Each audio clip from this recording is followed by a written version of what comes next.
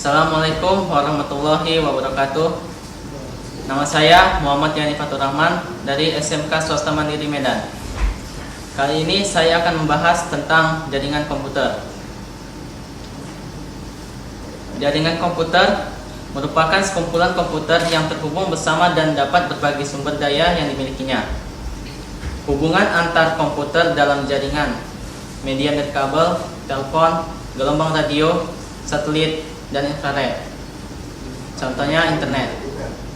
Berdasarkan teknologi transmisi. A. Jaringan broadcast menggunakan saluran komunikasi tunggal yang digunakan semua komputer. B. Jaringan point to point.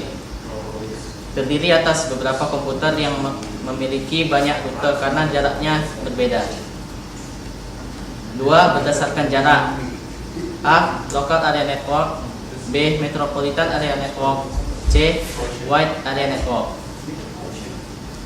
Macam-macam jaringan komputer yaitu local area network, wide area network, metropolitan area network, storage area network, system area network, small area network, server area network, personal area network, desk area network, controller area network, dan cluster area network. Local area network atau LAN disebut sebagai jaringan area lokal, yaitu jaringan yang terbatas untuk area kecil. Biasanya terdapat satu komputer yang dijadikan file server. Fungsinya untuk memberikan layanan software, mengatur aktivasi jaringan, dan menyimpan file. Selain server, juga terdapat komputer lain yang terhubung dalam jaringan yang disebut workstation, yang terhubung dengan media kabel dengan transmisi kabel tunggal. Jenisnya dapat dibedakan atas ukuran, teknologi transmisi, dan topologi. Jaringan komputer, type, tipe, dan struktur. 1. LAN area network. Local area network adalah sistem jaringan komputer yang digunakan untuk menjalin komunikasi antara satu komputer dengan beberapa komputer. 2. Server bertugas mengatur jalannya lalu lintas komunikasi. 3. Hubungan komputer dalam jaringan antar komputer harus memenuhi TOP. 4 hal yang harus diperhatikan untuk membangun sebuah LAN. Jenis topologi, teknik penyaluran sinyal, media transmisi, dan metode akses. Jenis topologi. Topologi jaringan diartikan sebagai gambaran bentuk hubungan fisik yang ada dalam sebuah jaringan komputer. Topologi jaringan terdiri dari topologi bus, topologi switch, topologi ring, topologi star, topologi daisy, dan topologi tree. Topologi bus yaitu topologi bus menghubungkan beberapa node. Setiap node melakukan tugasnya masing-masing. Setiap komputer disambung sama dengan bus, dan kedua ujung sambungan diberi resistor 20 ohm, 50 ohm. Keunggulan dan kelemahan topologi bus. Keunggulannya murah karena tidak menggunakan banyak media, dan mudah karena media yang digunakan banyak di pasaran. Setiap komputer dapat saling berhubungan langsung. Ketiga, jika satu node rusak, tidak mengganggu node lain karena setiap node terhubung melalui bus. Kelemahan topologi bus yaitu sering terjadi hang jika Anda menggunakan bus yang sama dan lebih dari satu pasang. 2. Tidak dapat digunakan secara bersamaan dalam waktu yang sama, sehingga harus bergantian dengan menambah delay. Jika bus rusak, semua node tidak berfungsi, sehingga kontrol manajemen data menjadi sulit. Dan ini adalah contoh gambar dari topologi jaringan bus. Topologi switch merupakan bentuk jaringan dengan node yang saling berhubungan dengan node lain melalui beberapa link. Kelebihan dan kekurangan topologi switch.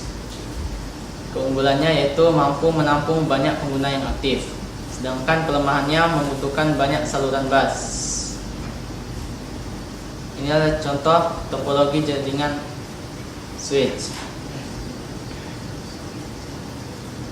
Selanjutnya, topologi ring merupakan jaringan yang menghubungkan semua komputer saling berhubungan fisik membentuk lingkaran, atau seperti topologi bus dengan ujung-ujung saling bersambung. Kelebihan dan kelemahan topologi ring. Keunggulannya yaitu satu, seperti topologi bus. Dua, penggunaan sambungan point to point membuat kesalahan transmisi atau transmisi error dapat diperkecil. Kelemahannya, data yang dikirim bila melalui banyak komputer, maka transfer data menjadi lambat. Ini adalah contoh topologi jaringan ring. Topologi star yaitu setiap sistem pengguna komputer berhubungan langsung ke server dan tidak perlu berhubungan ke pengguna lain. Kelebihan dan kekurangan topologi star. Keunggulannya yaitu yang pertama, akses server cepat. Kedua, menampung banyak pengguna komputer yang melakukan komunikasi data ke server. Ketiga, jumlah pengguna komputer lebih banyak dibanding bus. Yang keempat, kontrol manajemen lebih mudah karena bersifat terpusat. Kelemahannya yang pertama, jika dua pengguna akan berkomunikasi, maka harus melalui server dulu, sehingga ada kemungkinan terdapat kesalahan jika sambungan setiap pengguna server kurang baik. Kedua, jika pusat node atau terminal rusak, maka semua sistem ikut rusak. Ini contoh gambar topologi jaringan star. Topologi DAISY. Topologi ini merupakan evolusi dari topologi bus dan ring, yaitu setiap simpul terhubung langsung ke dua simpul lain melalui kabel dan membentuk saluran bukan lingkaran utuh. Pada topologi ini, semua node berhubungan secara serial bukan paralel. Kelebihan dan kekurangan topologi DAISY. Keunggulannya yang pertama, instalasi dan pemeliharaannya murah. Kedua, semua node memiliki status yang sama. Kelemahannya yang pertama, kurang andal atau tidak sesuai dengan kemajuan teknologi. Kedua, jika satu saja node yang rusak, akan mengganggu komunikasi data pada node yang lain. Topologi tree. Topologi ini seperti membentuk sebuah pohon dengan cabangnya, terdiri atas central node atau komputer spesifikasi tinggi dan node komputer spesifikasi rendah yang saling berhubungan secara berjenjang. Central node sebagai host komputer merupakan jenjang tertinggi, fungsinya mengatur node di jenjang bawahnya. Kelebihan dan kekurangan topologi tree. Keunggulannya yaitu kontrol manajemen lebih mudah karena bersifat terpusat dan terbagi dalam tingkatan atau jenjang. Kelemahannya, jika salah satu node rusak, maka node yang berada di jenjang bagian bawah tidak berfungsi. Pada komunikasi nirkabel atau tanpa kabel, komunikasi nirkabel menggunakan gelombang elektromagnetik atau gelombang radio. Frekuensi gelombang radio atau pembawa menentukan jumlah data yang dibawa. Semakin tinggi frekuensi gelombang radio, semakin lebar pita frekuensinya, semakin besar pula data yang dapat dikirimkan.